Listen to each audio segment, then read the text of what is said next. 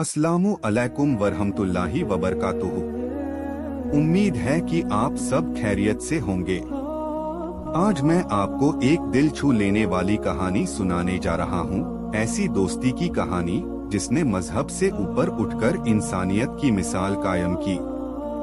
रमजान की इस पाक रोशनी में जब नफरत बढ़ाने की कोशिश की गई, तब दो दोस्तों ने दुनिया को प्यार और भाईचारे का सबक सिखाया। तो चलिए इस खूबसूरत सफर की शुरुआत करते हैं।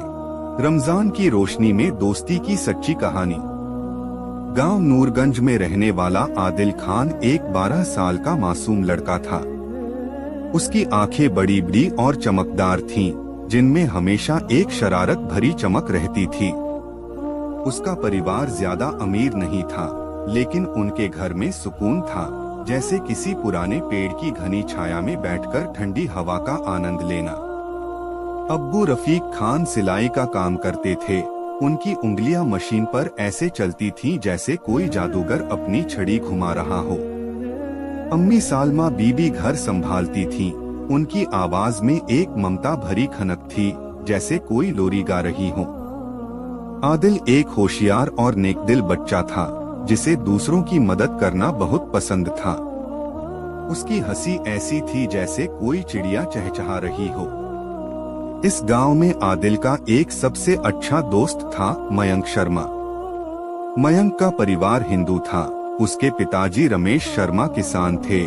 माँ सुनीता शर्मा गांव के स्कूल में पढ़ाती थीं। उनकी आंखों में बच्चों के लिए एक खास चमक थी। आदिल और मयंक की दोस्ती बचपन से थी, जैसे दो पेड़ों की जड़ें एक दूसरे में उलझी हुई हों। दोनों साथ खेलते, पढ़ते और एक दूसरे के घर आते जाते थे। उनकी दोस्ती में कोई दीवार नहीं थी, बस प्यार और अपनापन था। रमजान का महीना और दोस्ती की नई परीक्षा। इस बार रमजान का महीना गर्मियों में आया था, जब सूरज आग उगल रहा था और हवा में लू के थपेड़े चल रहे थे। आदिल ने इस बार पूरे महीने के रोजे रखने की ठानी थी। उसकी अम्मी ने उसे समझाया था कि रोजा सिर्फ भूखे प्यासे रहने का नाम नहीं है, यह अपने अंदर की बुराइयों को दूर करने और खुदा के करीब जाने का एक तरीका है। मयंक ने जब यह सुना तो उसने आदिल से पूछा, रोजे में क्या होता है?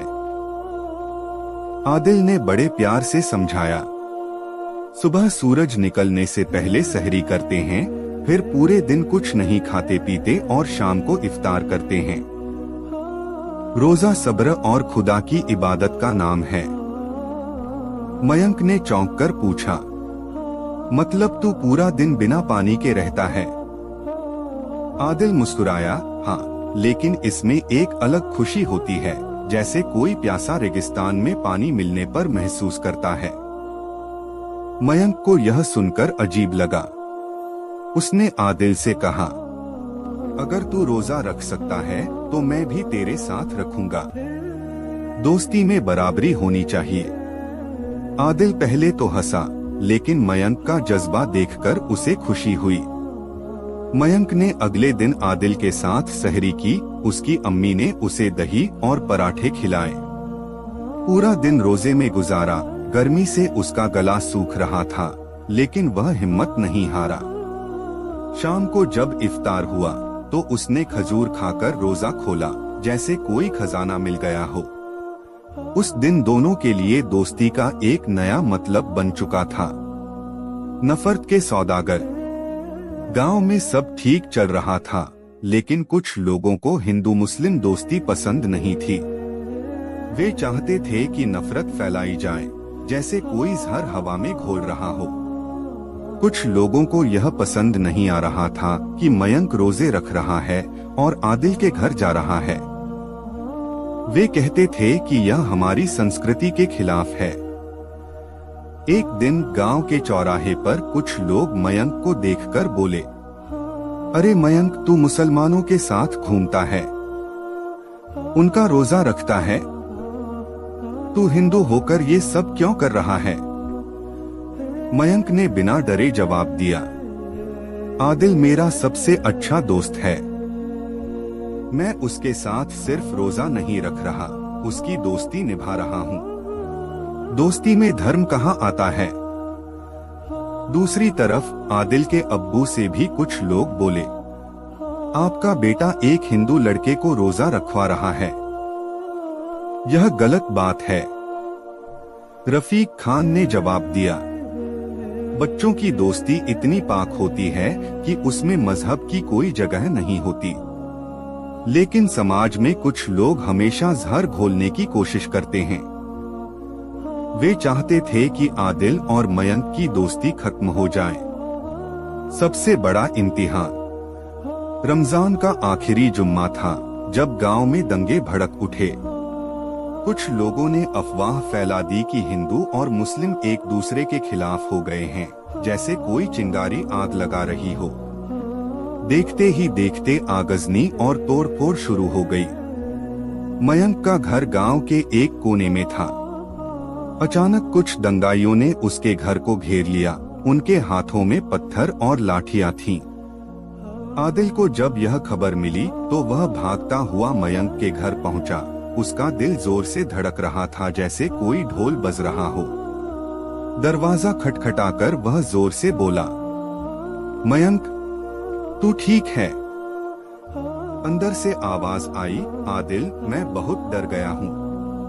आदिल ने हिम्मत जुटाई और बोला, डर मत, मैं यहाँ हूँ। तभी कुछ लोग चिल्लाए, देखो, एक मुसलमान लड़का हिंदू के घर में छुपा है। लोग उसे मारने के लिए आगे बढ़े, लेकिन तभी मयंक बाहर आ गया और आदिल के आगे खड़ा हो गया। अगर इसे मारना है तो पहले मुझे मारो। लोग ठिठक गए, जैसे किसी ने उन्हें जादू से बांध दिया हो। तभी गांव के बुजुर्ग आए। उनकी आंखों में गुस्सा और दुख था। वे बोले, क्या तुम सबको शर्म नहीं आती?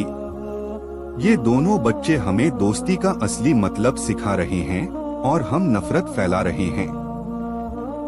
धीरे धीरे लोग शांत होने लगे, जैसे तूफान के बाद शांति छा जाती है।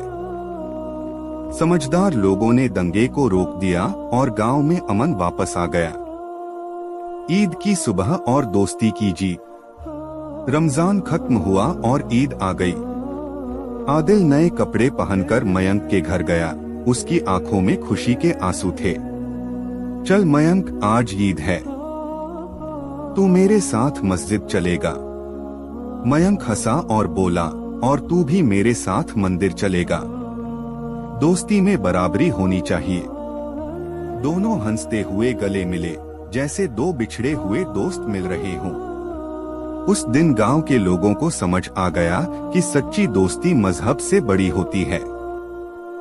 नफरत फैलाने वाले आते जाते रहेंगे, लेकिन अगर दोस्ती मजबूत हो तो कोई भी उसे हरा नहीं सकता। यह कहानी हमें सिखाती है कि इंसानियत से बड़ा कोई मजहब नहीं होता। दोस्ती, प्यार और भाईचारा ही असली ताकत है। अगर हम एक दूसरे से मोहब्बत करें, नफरत को मिटा दें, तो ये दुनिया और खूबसूरत बन सकती है।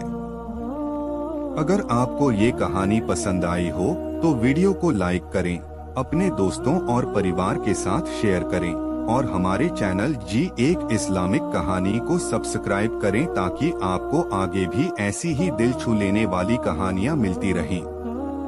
जज़ाक अल्लाहु खैर। अल्लाह हम सबको नेक रास्ते पर चलने की तौफीक दे। फिर मिलेंगे एक नई इमोशनल इस्लामिक कहानी के साथ।